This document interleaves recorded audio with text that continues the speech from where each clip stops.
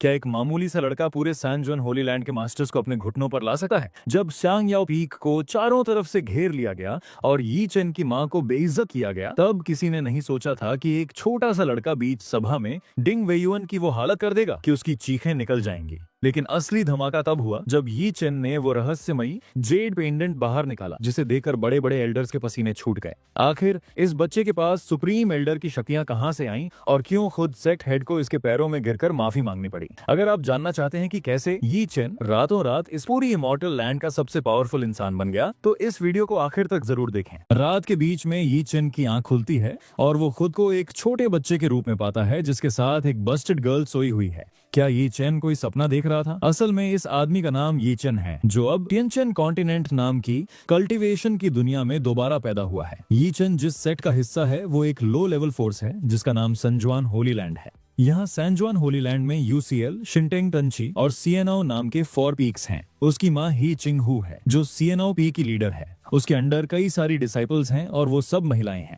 उसकी 7 खास डिसाइपल्स हैं जो दुनिया की सबसे खूबसूरत लड़कियां हैं और उनका स्वभाव बहुत ही अनोखा है, जिन्हें 7 ब्यूटीज ऑफ इमॉर्टल डेस्टिनी कहा जाता है। ये 7 सीनियर सिस्टर्स यी चेन से बहुत प्यार करती हैं और बारी बारी से उसका ख्याल रखती हैं। आखिर वो सिर्फ 7 साल का बच्चा जो है। आज यी चेन के साथ उसकी 4th सीनियर सिस्टर यू लिंगसी है। जैसे ही यी चेन गहरी नींद में जाने वाला था, उसके दिमाग में एक सिस्टम प्रॉम्प्ट सुनाई देता है। होस्ट टिएनचेन कॉन्टिनेंट में आपका स्वागत है। सुप्रीम होली बॉडी एक्टिवेट हो रही है, एक्टिवेट हो रही है, एक्टिवेट हो रही है। अगले ही पल यी चेन के दिल में ऐसी जलन महसूस हुई जैसे कोई भयंकर आग लगी हो, जिससे वो जमीन पर गिर गया और दर्द के मारे तड़पने लगा। उसने उम्मीद नहीं की थी कि यहाँ आते ही उसे अपनी कल्टीवेटिंग शुरू करनी पड़ेगी। तभी सिस्टम ने एक और प्रॉम्प्ट दिया। होस्ट, मैंने आपकी मेमोरी में शिनहुआंग मार्शल आर्ट्स जोड़ दी है। कृपया जितना जल्दी हो सके इसकी प्रैक्टिस करें। अपनी सांस और ची को कंट्रोल करना याद रखें ताकि आपका शरीर फट न जाए और आपकी मौत न हो जाए। सिस्टम द्वारा दिए गए शिनहुआंग मार्शल आर्ट्स को फॉलो करते हुए यी चेन ने उस बेकाबू एनर्जी को काबू में कर लिया। सुप्रीम इमॉर्टल बॉडी 10,000 सालों में मिलने वाली एक दुर्लभ फिजिक है,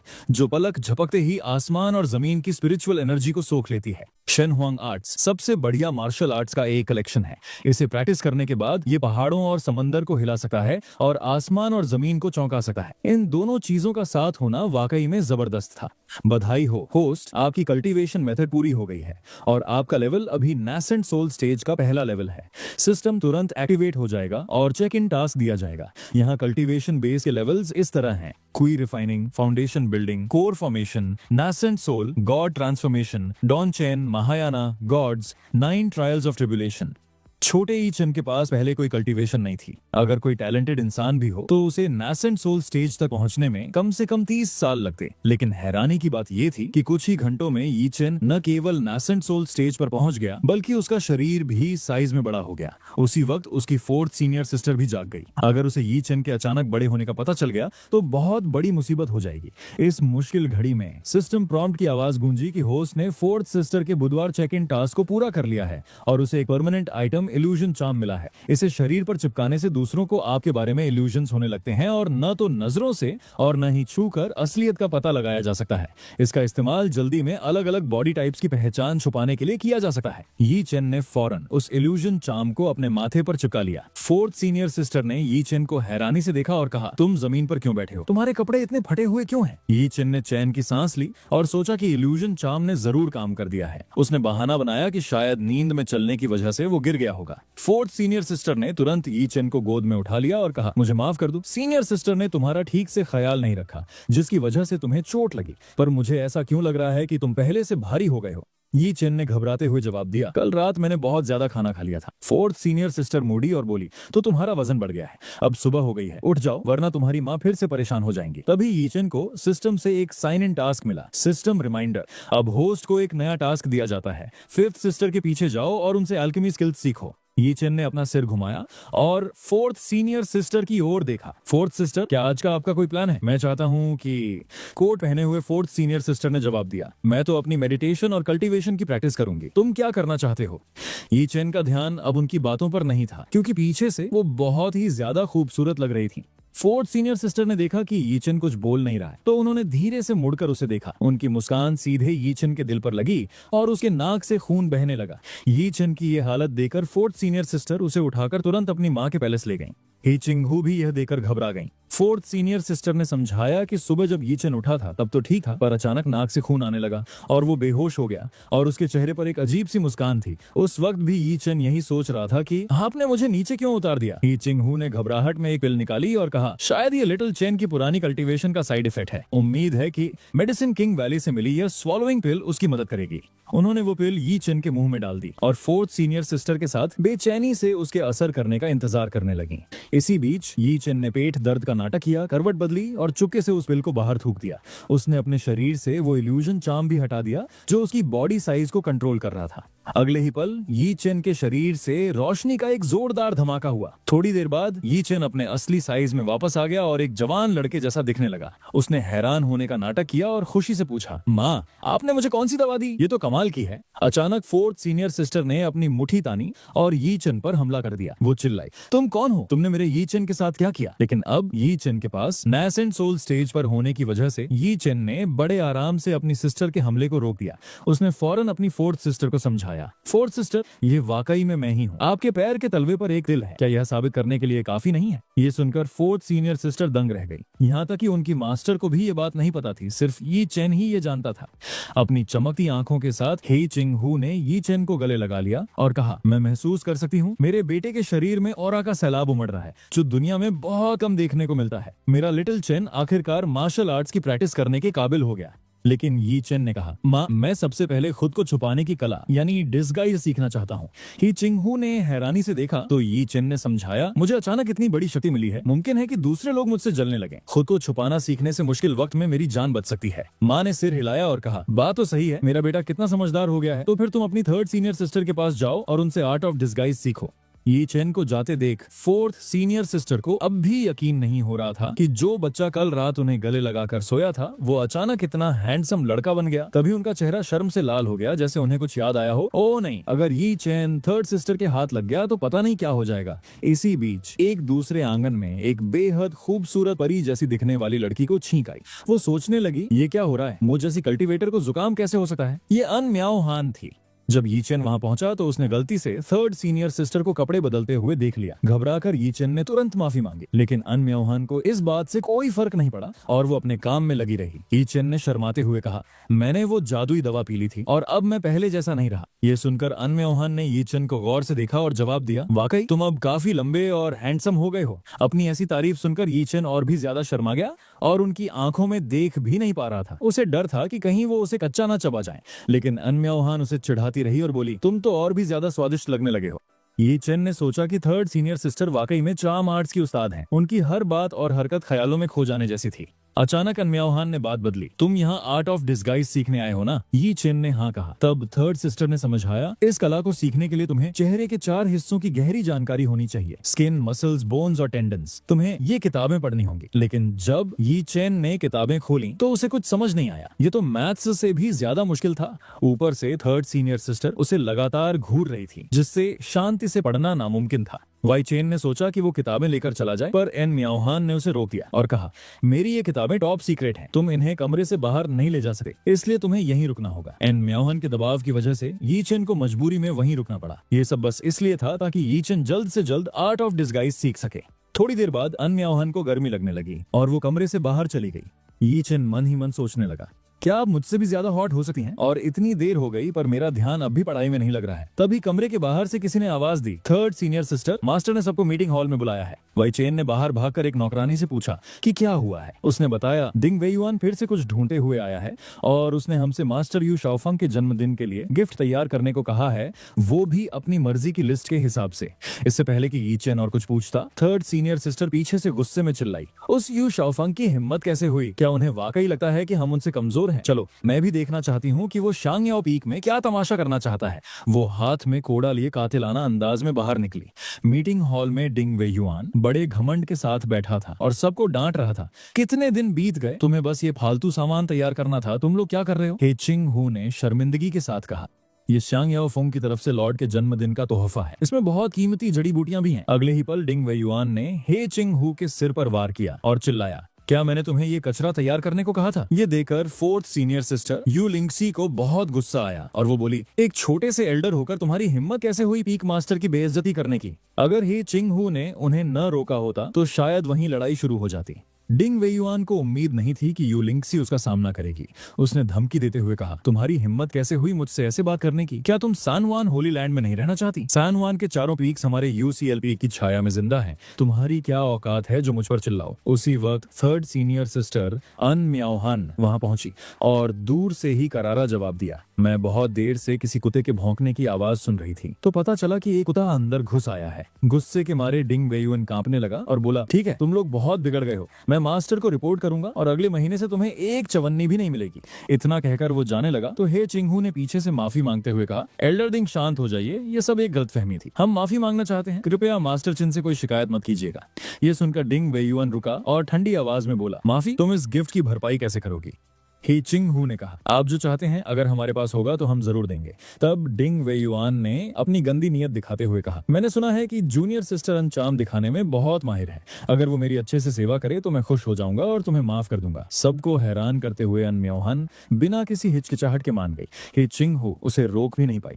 अन म्याओहान उसके करीब गई और बड़े ही कातिलाना अंदाज में कहा, लेकिन मेरे तरीके बहुत ही जबरदस्त हैं, मुझे डर है कि एल्डर डिंग अपनी ताकत खोने का सदमा बर्दाश्त नहीं कर पाएंगे। अन म्याओहान ने आगे कहा, मेरी एक और सिस्टर है जिसने मेरी ही तरह आर्ट सीखी है, क्या आप उनके साथ ट्राई करना चाहेंगे? ये सुनकर डिंग वेयुआन खुशी से अपना सिर हिलाने लगा। तभी उन्होंने देखा कि एक बहुत ही खूबसूरत महिला उनकी तरफ आ रही है। सीनियर सिस्टर, आपने मुझे क्यों बुलाया? उस लड़की ने पूछा। अन म्याओहान ने शरारत से कहा, शाओदाई, इस एल्डर को जरा दिमाग हिला देने वाला और हड्डियां तोड़ देने वाला मजा चखाओ। जी बिल्कुल, एल्डर डिंग कृपया मेरे पीछे आइए। उस वक्त डिंग वेयुआन पूरी तरह से उसके जादू में खो चुका था और शियाओदाई के पीछे चल दिया। उन दोनों के जाने के बाद अन म्याओहान अचानक जोर जोर से हंसने लगी। पीछे खड़े लोग बहुत हैरान थे और आपस में पूछने लगे, ये कौन है? मुझे तो स्यांग याओ पीक में ऐसी कोई डिसाइपल याद नहीं है, हमने इसे पहले कभी नहीं देखा। थोड़ी देर बाद बिस्तर के पास से शाओदाई ने एल्डर डिंग को इशारा किया, एल्डर डिंग जल्दी आइए। अब डिंग वेयुआन खुद को रोक नहीं पाया और तुरंत उस पर झपट पड़ा, लेकिन उसकी हैरानी का ठिकाना नहीं रहा क्योंकि उस लड़की के पास उससे भी बड़ी चीज निकली। अगले ही पल उसे लात मारकर कमरे से बाहर फेंक दिया गया। डिंग वेयुआन दर्द के मारे अपना पेट पकड़कर कांपने लगा और बोला, तुम तो असल में एक आदमी हो, सांग याओ पीक में एक आदमी है। वो लड़की कोई और नहीं बल्कि यी चेन था जिसने भेष बदला हुआ था। उसने मुस्कुराते हुए कहा, लगता है आर्ट ऑफ डिस्गाइज पूरी तरह सफल रही। डिंग वेयुआन गुस्से से पागल हो गया और चिल्लाया, मैं अभी पीक मास्टर को तुम्हारी शिकायत करूंगा और तुम्हें कड़ी सजा दिलवाऊंगा। यी चेन ने उसे फिर से एक लात मारी और चिल्लाया, तो फिर तुम यहाँ क्या कर रहे थे? यी चेन ने उस मुसीबत पैदा करने वाले एल्डर यू शाओफंग के आदमी डिंग वेयुआन को घायल कर दिया। जल्द ही यह खबर एल्डर यू शाओफंग के कानों तक पहुंच गई, इसलिए तीनों एल्डर्स घायल डिंग वेयुआन को लेकर स्यांग याओ पीक पर मामले की जांच करने पहुंचे। डिंग वेयुआन ने चिल्लाकर कहा, सांग याओ पीक सिर्फ महिला डिसाइपल्स के लिए है, पर यहाँ आदमी भी हैं। ये बहुत बड़ा अपराध है, इसकी जांच होनी चाहिए। लेकिन हे चिंग हू अपनी बात पर अड़ी रही कि सांग याओ पीक पर कोई आदमी नहीं है। डिंग वेयुआन ने गुस्से में मेज पर हाथ पटका, वो तुम्हारी जूनियर सिस्टर शाओदाई है, वो असल में भेष बदला हुआ एक आदमी है। ही चिंग हू ने जवाब दिया, संग याओ पीक पर इस नाम का कोई नहीं है। एल्डर डिंग बकवास मत कीजिए, आप अनजान बनने का नाटक कर रही हैं। आपने ही तो उसे कहा था कि मुझे ले जाकर। डिंग वेयुआन की बात अचानक बीच में ही रुक गई। ये देखकर अन म्याओहान ने पूछा, क्या करने को? आगे बोलिए एल्डर डिंग, मैं भी जानना चाहती हूँ कि आप हमारी सियानो पीक की महिला डिसाइपल्स के नहाने वाली जगह के पास सिर्फ अंडरवेयर में क्या कर रहे थे? नियमों के मुताबिक आउटर पीक के डिसाइपल्स को सियानो पीक के ट्रेनिंग रूम के पास आने की इजाजत नहीं है और उस जगह तो बिल्कुल नहीं जहां सब बिना कपड़ों के नहाती हैं। ये सुनते ही डिंग वेयुआन के पास कहने को कोई शब्द नहीं बचा।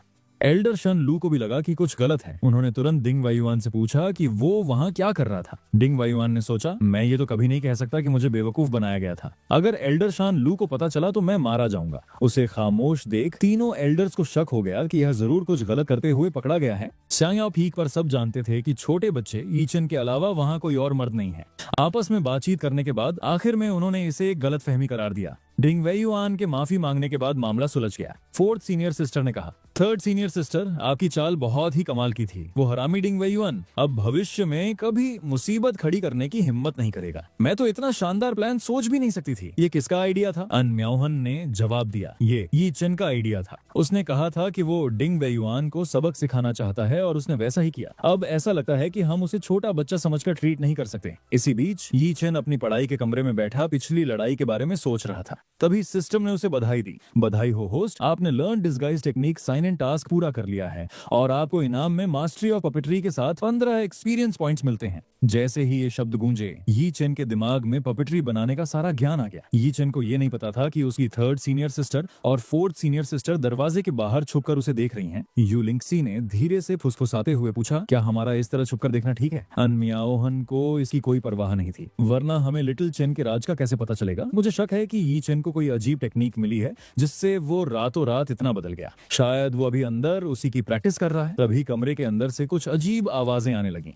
अब अगर हम अंदर झपटें तो हम उसका अनजाना राज पकड़ सकते हैं। अनम्याओहन ने अचानक दरवाजा खोला और चिल्लाई, पकड़ लिया तुम्हें। वहां उन्होंने देखा कि यी चेन के दोनों हाथ एक फीमेल पपेट्री की जांघों पर थे। उन्हें समझ नहीं आया कि वो क्या करना चाहता है। ये दोनों खूबसूरत सीनियर सिस्टर्स उसे चिढ़ाने लगीं कि वो उसकी मदद कर सकती थीं। यी चेन घबराकर चिल्लाया, ये एक गलत फहमी है, ये गुड़िया एक पपेट्री है जो मैंने बनाई है। पता चला कि यी चेन ने अभी अभी मास्टरी ऑफ पपेट्री सीखी थी और वो उसे बस आजमा रहा था, लेकिन उसे गलत समझ लिया गया। पूरी बात सुनने के बाद दोनों बहनें दंग रह गईं। मास्टरी ऑफ पपेट्री बहुत ही गहरी कला है जिसे पूरे सैन जुआन होली लैंड में कोई नहीं जानता।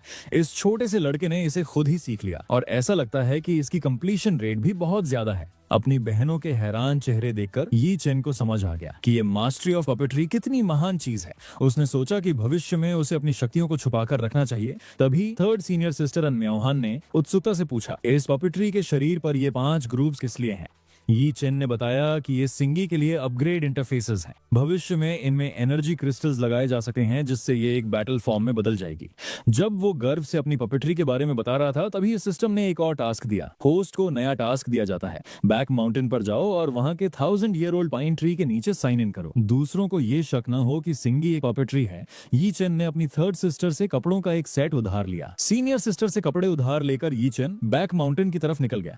बैक माउंटेन उसकी सोच से भी कहीं ज्यादा बड़ा था। वो सोचने लगा कि आखिर इस 1000 ईयर ओल्ड पाइन ट्री को कहां ढूंढूं। उसने सिंगी से कहा, चलो हम अलग हो जाते हैं, अगर तुम्हें वो मिल जाए तो मुझे बुला लेना। हालांकि सिंगी के पास खुद की कोई कल्टीवेशन नहीं थी, लेकिन यी चेन के ट्रू एसेंस की वजह से वे दोनों एक दूसरे से जुड़े हुए थे। तभी सीन बदलता है और डिंग वेयुआन अपनी गंदी नीयत के साथ सिंगी को निशाना बनाता है। मौका पाकर उसने सिंगी की पीठ पर अपने हाथ से वार किया। डिंग वेयुआन ने धमकी देते हुए पूछा, मुझे सच सच बताओ, क्या तुम्हारे सिएनो पीक ने किसी आदमी को छुपा रखा है? लेकिन उसे कोई जवाब नहीं मिला। डिंग वेयुआन चिढ़ गया और बोला, कोई जवाब नहीं? एक मामूली सी डिसाइपल भी अब मुझसे नहीं डरती? लगता है अब तुम्हें थोड़ा तड़पना पड़ेगा। उस दिन की वजह से मुझे बुरे सपने आते हैं, आज तुम्हें वो कर्ज चुकाना होगा। चलो अपना चेहरा दिखाओ। जैसे ही डिंग वेयुआन ने उसका स्कर्ट उठाया तो उसे अंदर का नजारा देखकर झटका लगा, क्योंकि वहां लगातार घूमने वाले गियर्स लगे हुए थे। उसने सोचा कि यह ढांचा वैसा नहीं है जैसा उसने किताबों में पढ़ा था। उसी वक्त यी चेन सही समय पर वहां पहुंचा और उस नीच इंसान को लात मारकर दूर फेंक दिया। उसने कहा, डिंग वेयुआन, तुम स्यांग याओ पीक पर छुपकर आए और एक महिला डिसाइपल पर हमला किया। लगता है तुम अपनी जिंदगी से थक चुके हो। लेकिन डिंग वेयुआन गुस्सा होने के बजाय हंसने लगा। आखिरकार तुम सामने आ ही गए। अब मुझे यकीन हो गया कि उस दिन जो हुआ वो कोई वहम नहीं था। पिछली बार मैं तुम्हारे हमले के लिए तैयार नहीं था, पर इस बार तुम्हें मेरी असली ताकत का पता चलेगा। डिंग वेयुआन की कल्टीवेशन लेवल अब नासेंट सोल स्टेज के तीसरे लेवल पर थी। उसने अपनी तलवार निकाली और यी चेन पर हमला कर दिया। भले ही यी चेन नासेंट सोल स्टेज के पहले लेवल पर था, लेकिन उसके पास लड़ने के लिए कोई हथियार नहीं था, इसलिए वो बस बचकर भाग रहा था।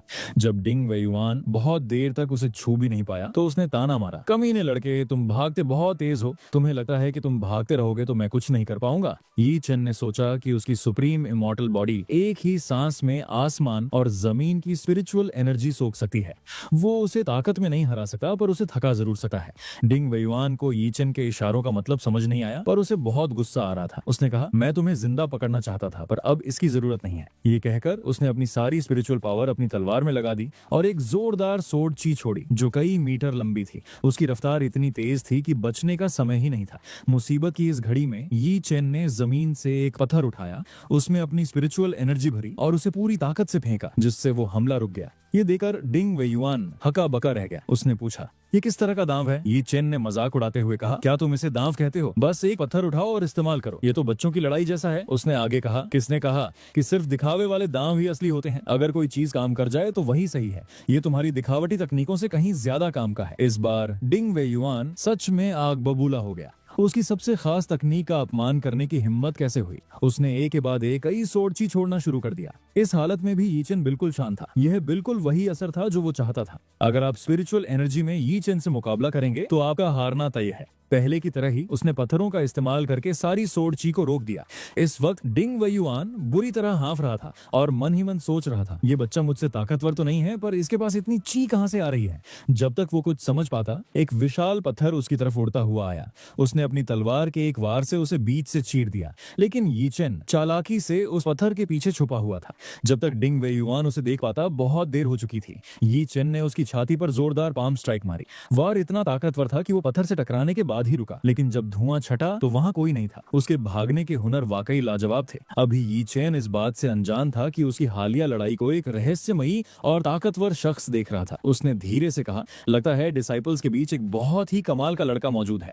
वो अपना साइन इन टास्क पूरा करने और चीड़ के पेड़ यानी 1000 ईयर ओल्ड पाइन ट्री को ढूंढने के लिए बैक माउंटेन की तरफ बढ़ता रहा। जल्द ही उसे एक चमकता हुआ पेड़ मिल गया। जैसे ही वो पास पहुंचा, सिस्टम का मैसेज आया, होस्ट को बधाई, आपने साइन इन पूरा कर लिया है और आपको mastering the world chess game की स्किल मिलती है। यी चेन थोड़ा निराश हुआ। कल्टीवेशन करने वाले के लिए शतरंज खेलने का क्या काम। उसे वहां आने का अफसोस होने लगा, पर तभी उसके पीछे अचानक एक चेस बोर्ड प्रकट हुआ। उसे लगा कि यह सिस्टम का कोई टेस्ट है, इसलिए वो आगे बढ़ा। अपनी नई स्किल की मदद से उसने कुछ ही देर में खेल सुलझा लिया। किसी ने कहा, काला जीता।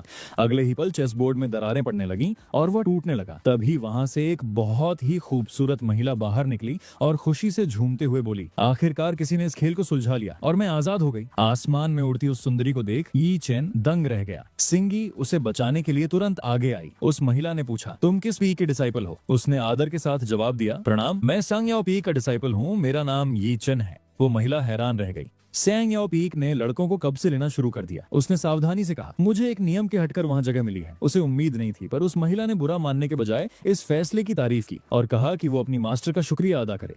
यी चेन उलझन में था। उसने पूछा, पर आप कौन है। उस सुंदरी ने एक प्यारी मुस्कान दी और अगले ही पल वो उसके ठीक सामने खड़ी थी। मैं इमॉर्टल्स एज की तीसरी पीढ़ी की मास्टर हूँ। मैं शतरंज के भगवान यानी चेस इमॉर्टल से एक चाल से हार गई थी। उसके बाद मैंने पूरी जिंदगी इस खेल को तोड़ने में लगा दी, पर मरते दम तक न कर सकी। अपनी गहरी चाहत की वजह से मेरी आत्मा इस खेल में कैद हो गई थी। हजारों सालों के बाद आखिरकार उसकी मुराद पूरी हुई। जैसे ही वो बोली, उसने अचानक यी चेन को चूम लिया। यी चेन इस खुशी से पल भर के लिए सुन्न पड़ गया। जब उसे होश आया तो वो खूबसूरत महिला जा चुकी थी। यी चेन मन ही मन हैरान था। तीसरी पीढ़ी की हेड, क्या वो मौजूदा हेड की पूर्वज हैं? तभी उसे याद आया, रुको, मैं तुम्हें कुछ इनाम देना चाहती हूँ। थोड़ी देर बाद उस महिला ने उसकी तरफ एक जेड पेंडेंट फेंका और कहा, इसे संभाल कर रखो। इसे देखकर मौजूदा एल्डर्स भी तुम्हारे हुक्म का पालन करेंगे। अब विदा, आखिरकार मैं आजाद हो सकती हूँ। ये सब करने के बाद उसके मन में अब कोई लगाव नहीं बचा था और उसकी आत्मा धीरे धीरे गायब हो गई। यी चेन ने भी विदा देते हुए कहा, शिष्य आपको सादर नमन करता है, ग्रेट मास्टर। अचानक जाते जाते वो महिला थोड़ी बेचैन हुई और बोली, याद रखना, अब से तुम मेरे शिष्य हो और इस इमॉर्टल लैंड के सुप्रीम एल्डर हो। यी चेन ने अपने हाथ में उस जेड पेंडेंट को देखा और उसका दिल खुशी से भर गया। ये तो एकदम यूरोपियन स्टाइल था। साइन इन करो, साइन आउट करो और सुप्रीम एल्डर बन जाओ। अब भला सैन जुआन होली लैंड में किसकी हिम्मत थी जो उससे पंगा ले। तभी उसे महसूस हुआ कि कोई बहुत तेजी से उनकी तरफ आ रहा है। उसने तुरंत सिंगी को खींचा और जंगलों की तरफ भागा। कुछ ही पलों में आसमान से ऊर्जा की एक बहुत बड़ी लहर नीचे आई और आने वाला कोई और नहीं बल्कि डिंग वेयुआन था। उन दोनों को आसपास अपनी जानी पहचानी स्पिरिचुअल एनर्जी का एहसास हुआ। डिंग वेयुआन ने अंदाजा लगाया कि यी चेन जरूर कुछ गड़बड़ कर रहा है, क्योंकि वही हाल ही में आसपास देखा गया था। इस वक्त वो एक पेड़ के पीछे छुपकर उस मदद को देख रहा था जिसे डिंग वेयुआन ने बुलाया था। आने वाला शख्स कोई और नहीं बल्कि मौजूदा हेड यू शाओफांग थी। डिंग वेयुआन ने आग में घी डालने का काम किया और बोला, पहली बात तो यह है कि उन्होंने आपके जन्मदिन पर कोई गिफ्ट नहीं दिया और अब वो आदमी जिसने नियमों को तोड़ा है यहीं कहीं है। उसे मजा चखाना ही होगा। ये सुनकर यू शाओफंग का चेहरा ठंडा पड़ गया। उसने कहा, मुझे ये बात पसंद नहीं आई। वह अभी सीएनओपी के बैक माउंटेन पर है, इसलिए मुझे चौकन्ना रहना होगा। लगता है अब वहाँ खून बहाने का वक्त आ गया है। इधर फोर्थ सीनियर सिस्टर यूलिंगसी आईने में खुद को देख रही थी, लेकिन यी चेन के पास इस नजारे का मजा लेने का वक्त नहीं था। वो अपनी माँ का पता लगाने के लिए बेचैन था। यूलिंगसी ने चिढ़कर कहा, अरे क्या तुम्हें दरवाजा खटखटाना नहीं आता? अंदर आओ और देखो तुम्हारी बहन तुम्हारे साथ कैसा बर्ताव करती है। यी चेन मन ही मन शर्मिंदा हुआ, पर उसने गंभीरता से कहा, वक्त कम है, यू शाओफांग जरूर कोई चाल चलने वाली है। थोड़ी देर बाद वो अपनी थर्ड सीनियर सिस्टर अन म्याओहान के कमरे में पहुंचा और उन्हें पूरी कहानी सुनाई।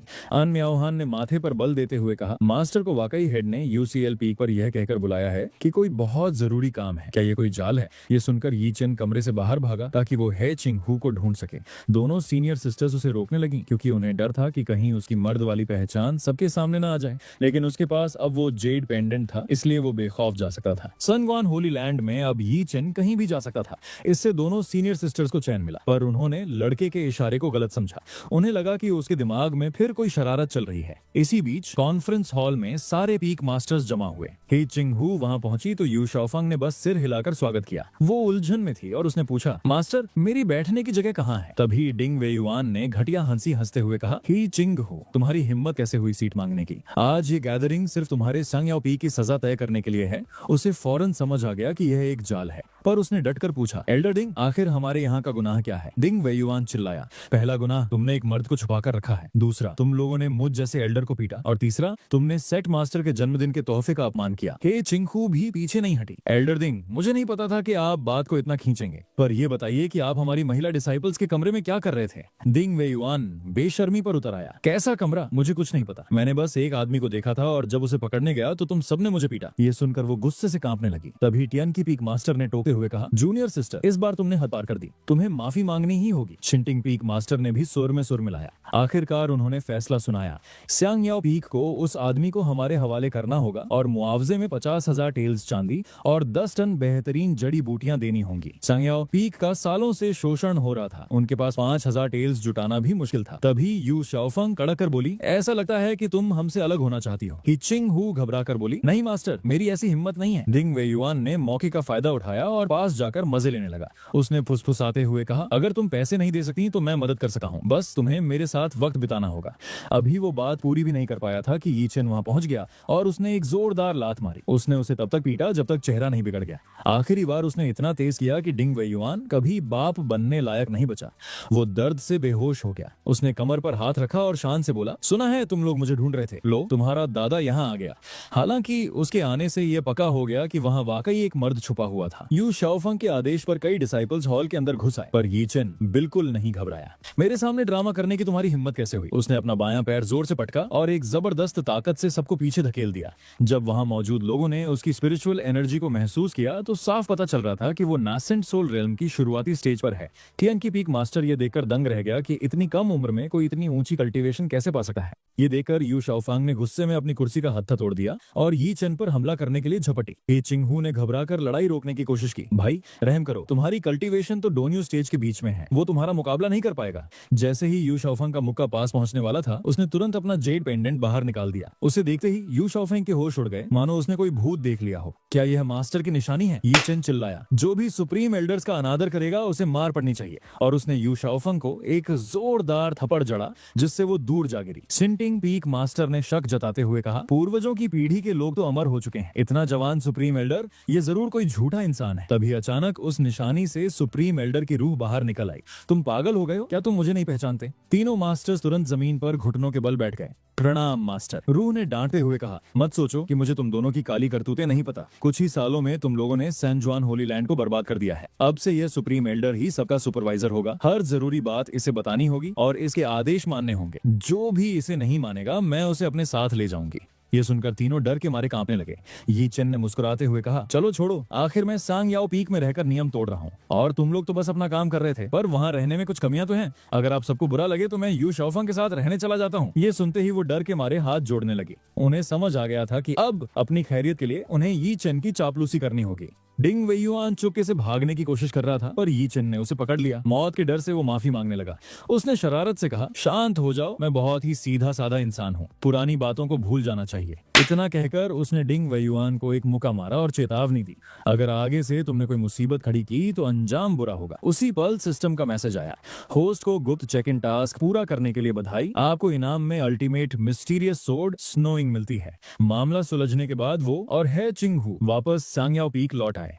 ये चेन ने उस टोकन के बारे में पूछे गए सवालों को किसी तरह टाल दिया। हे चिंग हू ने सुकून की सांस लेते हुए कहा, जब तुम्हारी बड़ी बहन अपनी साधना से बाहर आएगी और तुम्हारी दूसरी बहन सीक्रेट रेलम से लौटेगी, तब किसी की हिम्मत नहीं होगी कि वो हमसे पंगा ले सके। जैसे ही ये चेन और उसकी माँ ये चिंगवू अपने सांगयाओ पीक वापस पहुंचते हैं, चौथी बड़ी बहन यू लिंगसी एक डरावनी खबर देती है। वो बताती है कि सीक्रेट वर्ल्ड से लौट रहे उनके डिसाइपल्स पर रास्ते में हमला हुआ है। दूसरी बहन चिंगशिया ने सबको बचाने के लिए अकेले ही दुश्मनों को रोका और अब वो जिंदा है या नहीं कोई नहीं जानता। ये सुनते ही ये चिंगवू का दिल बैठ गया। हमला फोंगशन माउंटेन के पास हुआ था और ये खबर पाते ही ये चेन अपनी माँ के रोकने के बावजूद बिजली की फुर्ती से मदद के लिए निकल गया। उसे यकीन था कि यह काम मामूली चोरों का नहीं बल्कि किसी बड़ी साजिश का हिस्सा है। दूसरी तरफ जंगल में कई लोग तीसरी बहन अन म्याओहन और घायल चिंगशिया का पीछा कर रहे थे। दुश्मन उनके बिल्कुल करीब पहुंच चुके थे और पकड़े जाने ही वाले थे कि तभी अर्थ एस्केप टेक्निक का धमाका हुआ और हमलावर हवा में उड़ गए। ये चेन सही वक्त पर वहां पहुंच चुका था। उसने अपनी बहनों को फौरन वहां से निकलने को कहा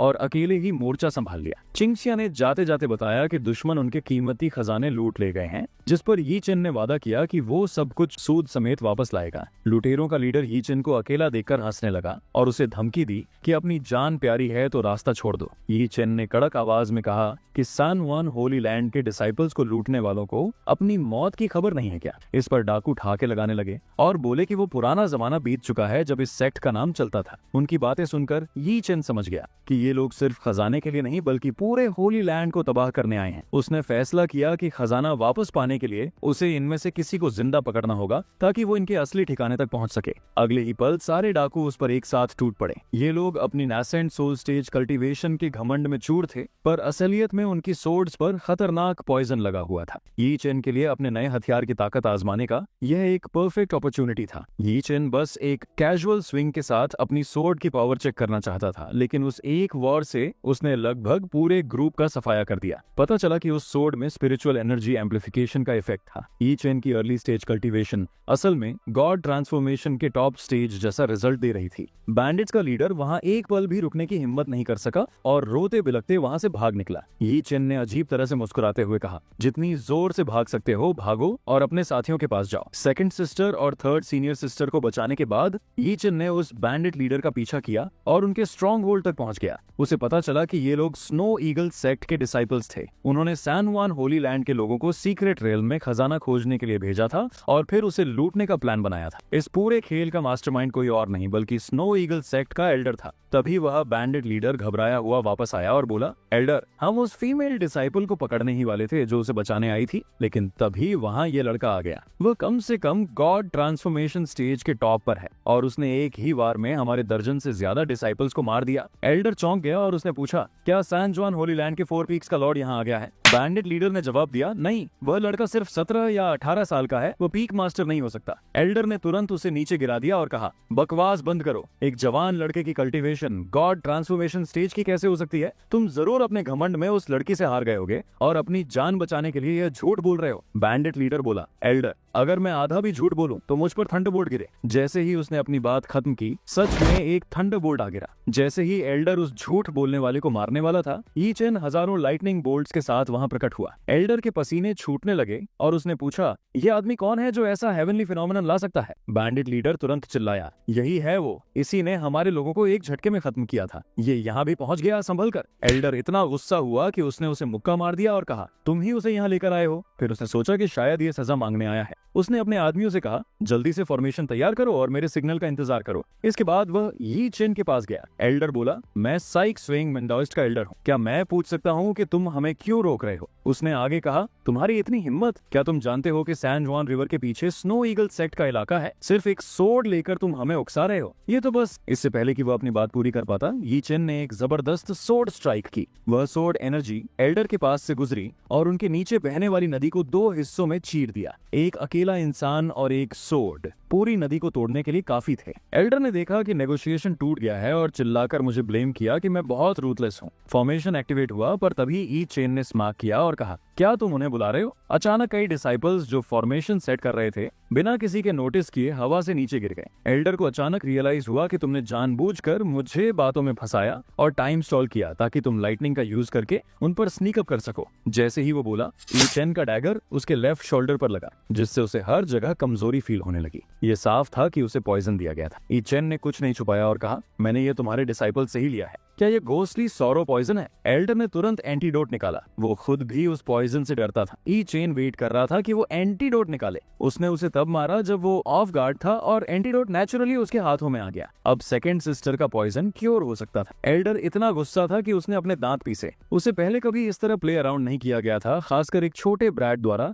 जिसकी अभी दाढ़ी भी नहीं आई थी। ई चेन और एल्डर के बीच मुकाबला क्रूशल मोमेंट पर पहुंच गया था और कल्टीवेशन में एल्डर को थोड़ा एडवांटेज था। हालांकि उसे नहीं पता था कि ई चेन ने कभी अपनी फुल स्ट्रेंथ यूज नहीं की थी। अपनी फुल पावर से उसने एल्डर को एक ही मूव में हरा दिया। एल्डर ने मर्सी के लिए भीख मांगी और कहा, सन वन होली लैंड के ट्रेजर्स इस स्टोरेज रिंग में हैं। ई चेन ने स्टोरेज रिंग ले लिया, पर वो डिससैटिस्फाइड लग रहा था। एल्डर ने तुरंत अपना चेरिश्ड वाटर पर्ल निकाला, जिसे उसने बड़े सालों से ट्रेजर किया था। ये वो वाटर पर्ल है जिसे मैंने बड़े सालों से संभाल कर रखा है। इसमें वाटर हार्नेस करने और वेव्स ड्राइव करने का मिराक्युलस इफेक्ट है। प्लीज इसे एक्सेप्ट करें। ई चेन फाइनली सेटिस्फाई हुआ और कहा, वापस जाओ और अपने बॉस को मैसेज दो। अगर तुमने सैन जुआन की होली लैंड पर फिर से अटैक करने की हिम्मत की तो मैं सीधे तुम्हारा माउंटेन गेट डिसमेंटल कर दूंगा। एल्डर जल्दी से मान गया, जी हाँ, मैं ये मैसेज पहुंचा दूंगा। मुझे छोड़ने के लिए थैंक्स। इसी बीच तीनों औरतें बेहोश सेकंड सिस्टर को एंक्शियसली देख रही थीं। इचिंग वू ने लिंडसे से पूछा, चिंग शुआ कैसी है? यूलिंगसी ने हेल्पलेसली रिप्लाई किया, ये पॉइजन गोस्ट सीइंग सॉरो कहलाता है और ये दुनिया का एक स्ट्रेंज पॉइजन है। हालांकि मैं मेडिकल स्किल्स में वेल वर्स्ड हूँ, पर मुझे इसका एंटीडोट नहीं मिल रहा। मुझे डर है कि सेकंड सिस्टर आज की रात नहीं निकाल पाएगी। ये सुनकर एन म्याओहन शॉक हो गई और कहा कि वो स्नो ईगल सेक्ट के बीच से लड़ने जा रही है। अनएक्सपेक्टेडली जैसे ही वो बाहर निकली, उसकी मुलाकात ई चेन से हुई। ई चेन ने गुस्से में पूछा, थर्ड सिस्टर तुम कहाँ जा रही हो? मैं एंटीडोट वापस ले आया हूँ, इसे सेकंड सिस्टर को दे दो। सिर्फ एंटीडोट ही नहीं बल्कि वो सारे ट्रेजर्स भी जो हमसे छीने गए थे। एन म्याओहन इतनी एक्साइटेड थी कि वो ई चेन की बाहों में दौड़ कर गई और चिल्लाई, तुम सच में महान हो। थर्ड सीनियर सिस्टर की वार्मथ फील करते हुए ई चेन को लगा कि सब कुछ वर्थ इट था। दूसरी तरफ एल्डर भी स्नो ईगल सेक्ट वापस पहुंच गया था। स्नो ईगल सेक्ट का सेक्ट मास्टर बहुत गुस्सा था क्योंकि जिस पर्सन ने फॉर्मेशन लीड किया उसने बताया नहीं। सेक्ट के लोगों को पता चला कि सन जुआन होली लैंड में इतना पावरफुल पर्सन है। इस बार सेक्ट को जो नुकसान हुआ वो बहुत सीवियर था और उसे इसका एक्सप्लेनेशन देना ही था। जैसे ही सब ई चेन की तारीफ कर रहे थे तभी यू शाओफिंग अचानक वहां पहुंचा। मैंने सुना कि टीम पर अटैक हुआ था, मैं अर्जेंटली ट्रूप्स भेज रहा था, पर मुझे उम्मीद नहीं थी कि सीनियर ब्रदर पहले ही हमला कर देंगे। मदद के लिए थैंक यू। ई चेन ने स्नीर किया और कहा, मैं तो बस एक हेल्प कर रहा था, पर क्यांग याओ पी की सेकंड डिसाइपल म्याओ चान इस फाइट में बाकी डिसाइपल्स के रिट्रीट को कवर करते हुए सीरियसली इंजर्ड हो गई है। सेक्ट मास्टर होने के नाते आपको अपना अप्रिसिएशन दिखाना चाहिए, है ना? यू शाओफिंग को कोल्ड स्वेट आने लगा। मैं जल्दी में आया और प्रिपेयर नहीं किया। मैं पक्का 2 दिन में अच्छी मेडिसिन भिजवा दूंगा। क्या 2 दिन? मुझे लगता है ये जेड पेंडेंट एकदम सूटेबल है। ई चेन ने जेड पेंडेंट दिखाते हुए कहा। एन म्याओहन ने एक्सप्लेन किया कि ये जेड पेंडेंट सेक्ट मास्टर का एक ट्रेजर है। इसमें पॉइजन और मियाज्मा दूर करने, ची गैदर करने और स्पिरिट को हेल्प करने का पावर है, जो उन लोगों के लिए प्रेज और एनकरेजमेंट होगा जो दुश्मन को मारने के लिए बहादुरी से लड़ते हैं। यू शाओफिंग को पता था कि वो जेड पेंडेंट अब अपने पास नहीं रख सकता और उसने मुस्कुराते हुए उसे इचिंग वू को दे दिया। ई चेन ने अंगड़ाई ली और कहा, ठीक है, कॉन्डोलेंसेस खत्म हुए, अब आपको जल्दी वापस माउंटेन लौट जाना चाहिए। आखिर यहाँ सिर्फ फीमेल डिसाइपल्स हैं। अगर बात बाहर गई तो आपकी रेपुटेशन को नुकसान होगा। हालांकि यू शाओफिंग का इस ट्रिप का असली पर्पस सीक्रेट रेल्म से वो रेयर ट्रेजर्स और एक्सोटिक प्लांट्स कलेक्ट करना था जो अब ई चेन के हाथों में थे। अन म्याओहन को बहुत गुस्सा आया कि वो ओल्ड बास्टर्ड उनके सेक्ट के ट्रेजर्स के लिए आया था। ई चेन कंफ्यूज्ड दिखा। स्नो ईगल सेक्ट के लोग उन्हें ले गए हैं, आपको उनसे मांगने जाना होगा। यू शाओफिंग ने ई चेन के हाथ में स्टोरेज रिंग की तरफ देखा। हाँ, पहले वो स्नो ईगल्स ले गए थे, पर फिर आपने उन्हें वापस ले लिया था, है ना? ई चेन ने क्लैरिफाई किया, ये वो है जो मैंने स्नो ईगल्स से छीना है। आपकी चीजें अभी भी उनके पास हैं। ये सुनकर यू शाओफिंग ने गुस्से में अपने मुंह से टोमेटो सॉस थूका, ये रियलाइज करते हुए कि वो अपने ट्रेजर्स वापस नहीं पा सकता। ये वाकई आउटरीजस था। यू शाओफिंग घर गया और गुस्से में सब कुछ स्मैश कर दिया। सेक्ट मास्टर बनने के बाद से उसने सबसे ज्यादा ह्यूमिलिएटेड फील किया। डिंग वियोंग ने प्रेशर में कहा, मास्टर, उस सीनियर सीनियर का बैकग्राउंड अननोन है। जैसे ही वो आया, उसकी शियांग याओ पीक के लोगों के साथ जमने लगी। अगर हमने इसे जल्दी सॉल्व नहीं किया तो मुझे डर है कि शियांग याओ पीक की वो औरतें आपकी पोजीशन के लिए खतरा बन जाएंगी। तुम क्या करना चाहते हो? चूंकि वो अचानक कहीं से आ गया है, तो चलो उसे गायब करने का रास्ता ढूंढते हैं। अगर आप अग्री करें तो मैं इसे तुरंत करूंगा। तुम्हारे पास कोई सोल्यूशन है? मैं वादा करता हूँ कि 3 दिन के अंदर उस आदमी का सिर जमीन पर गिरा दूंगा। बहुत अच्छे, काम होने के बाद मैं तुम्हें रिवॉर्ड दूंगा। इसी बीच ई चेन और सिंगी कोर्टयार्ड में टहल रहे थे और अचानक सिस्टम पॉपअप हुआ। होस्ट के लिए न्यू मिशन, ड्रैगन पॉन्ड पर जाओ, तांची पीक और अपना साइन इन पूरा करो। तो ई चेन ने सिंगी को लिया और रात में चुपके से वहां निकल गया। जब ई चेन अपनी पीठ पर सिंगी को बिठाकर उड़ रहा था, उसे अचानक किसी के तेजी से आने का एहसास हुआ और वो तुरंत जंगलों में उड़ गया। जल्द ही